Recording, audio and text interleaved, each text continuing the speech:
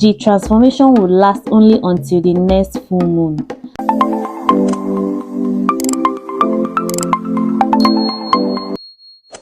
Under the watchful gaze of Mount Kilimanjaro, nestled among the maize fields of a Kenyan village, lived Ayana. Unlike the other girls, her laughter boomed like thunder, and her figure resembled a baobab tree, strong and full.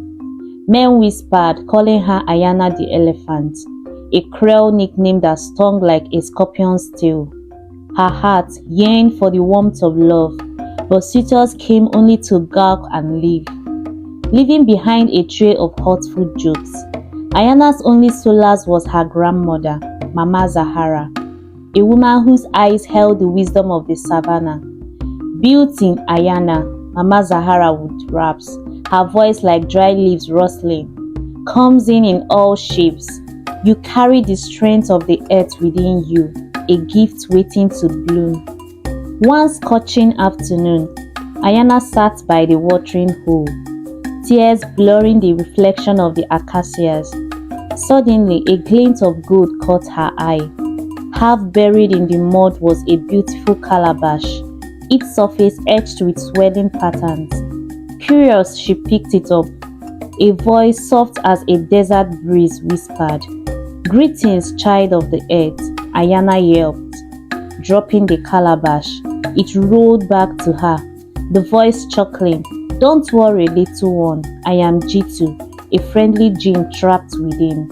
Jitu explained he was a mischievous genie, and in exchange for his freedom, he would grant Ayana 3 wishes. Ayana's mind raced. She could wish for impossible beauty, for riches, for anything, but Mama Zahara's words echoed in her head.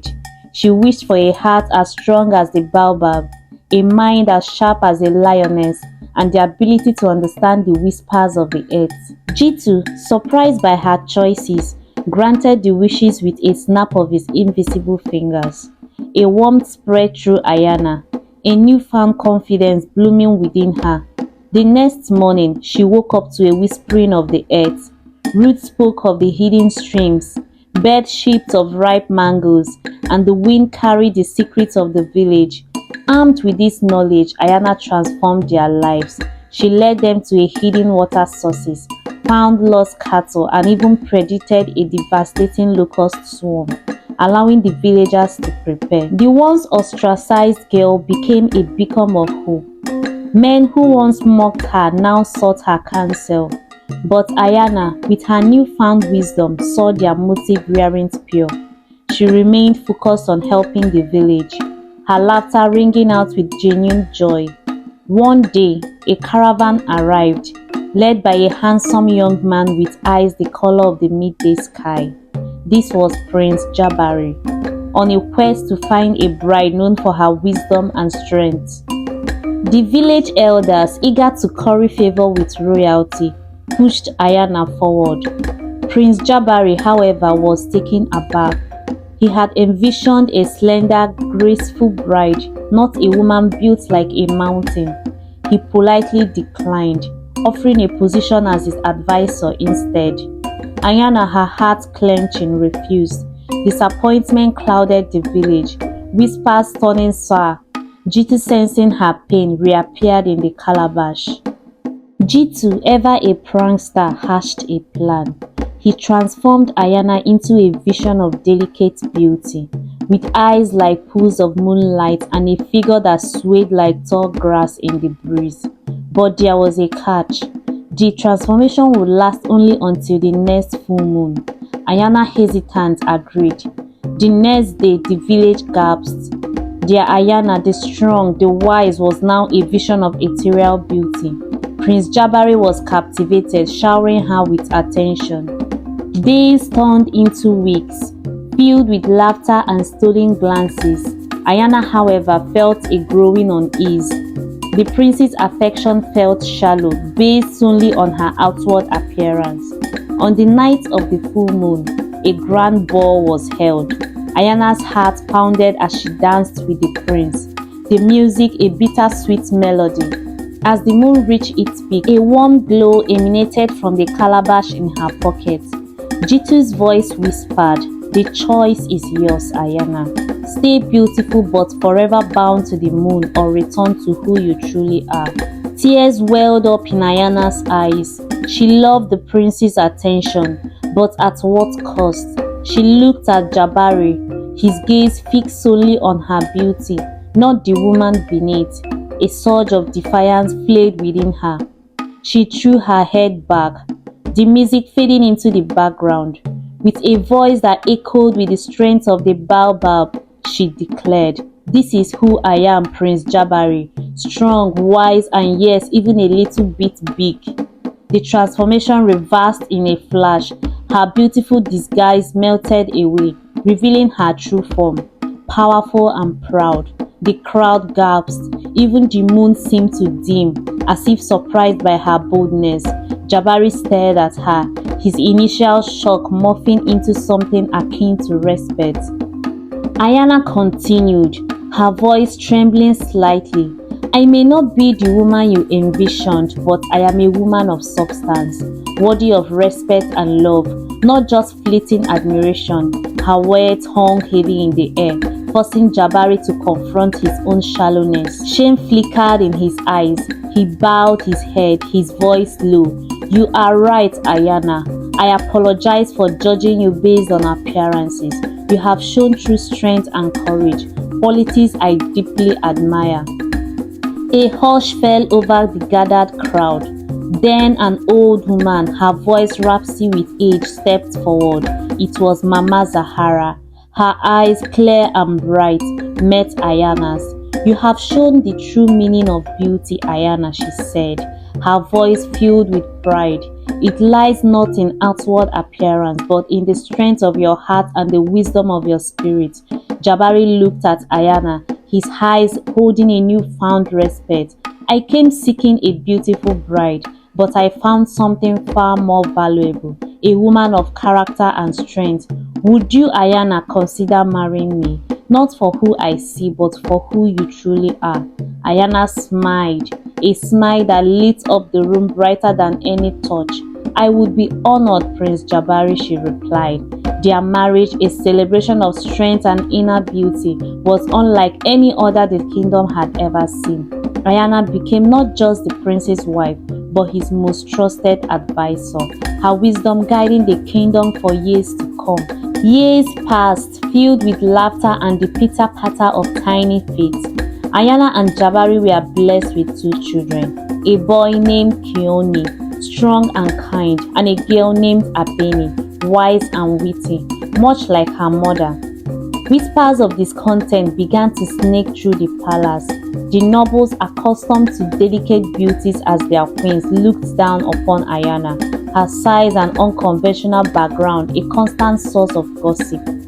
One night, at a royal gathering, Lady Zara, a haughty noblewoman with a heart as cold as a desert viper, approached Ayana. Her voice, dripping with sarcasm, slithered into Ayana's ear. "So the elephant queen graces us with her presence. Has your wisdom helped you shed some of that weight, your majesty?" Ayana held her head high, ignoring the sneakers that followed, but the sting of Zara's words lingered. She retreated to her chambers, a sense of loneliness gnawed at her. Jitu, sensing her despair, materialized in the calabash. "They will never truly accept you, Ayana," Jitu said, his voice laced with sadness. "They judge you by their narrow standards, blind to your true worth."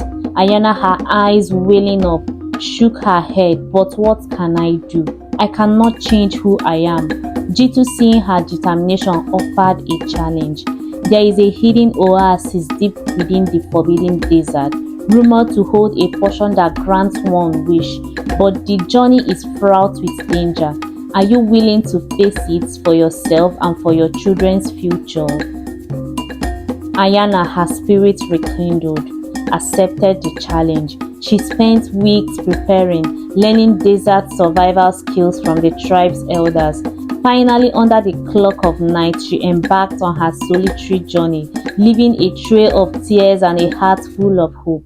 The desert stretched before her, a vast canvas of endless sand and scorching sun. She battled sandstorms, navigated by the stars and outmatted cunning desert creatures, her inner strength guiding her each step of the way.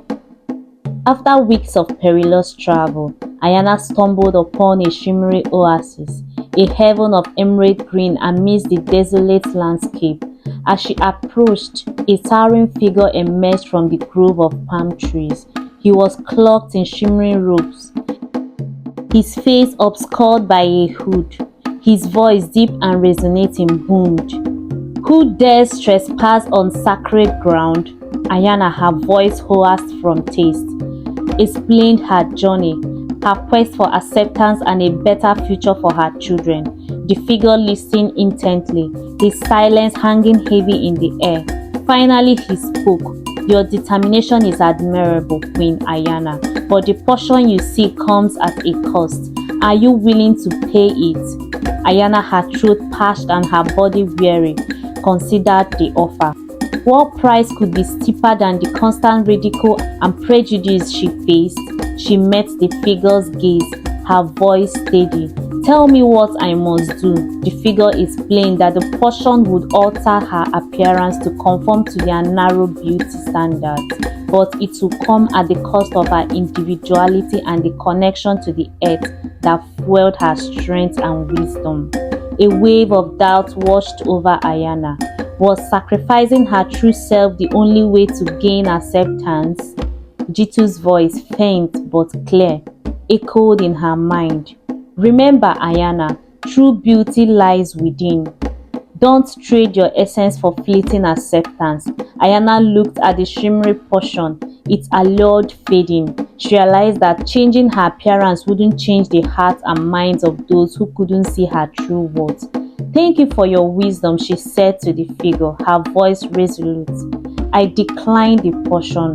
I choose to be myself, flaws and all. Perhaps one day they will learn to see the beauty in that." The figure nodded, a hint of respect in his eyes. He offered her water and a place to rest before her journey back. As Ayana emerged from the desert, she felt transformed, not by magic but by her own resilience. She returned to the palace, not seeking acceptance but ready to face whatever came her way. To her surprise, the atmosphere had shifted. News of her perilous journey and her courage in the face of danger has reached the hearts of the people. Lady Zara, humbled by Ayana's bravery, apologized for her past behavior. Others followed suit, their whispers turning into murmurs of admiration. Ayana continued to be her true self, strong, wise, and kind. She used her influence to advocate for those ostracized for their differences, creating a more inclusive and accepting society. Years later, as Ayana watched her grandchildren playing in the palace gardens, she felt a sense of profound satisfaction. She had not changed her outward appearance, but she had changed the hearts and minds of those around her. Her story became a beacon of hope, a testament to the enduring power of inner strength, wisdom, and the courage to be true to oneself. The legend of Ayana, the queen who embraced her true self, continued to inspire generations to come, reminding them that true beauty lies not in appearance but in the strength of the heart and the wisdom of the spirit.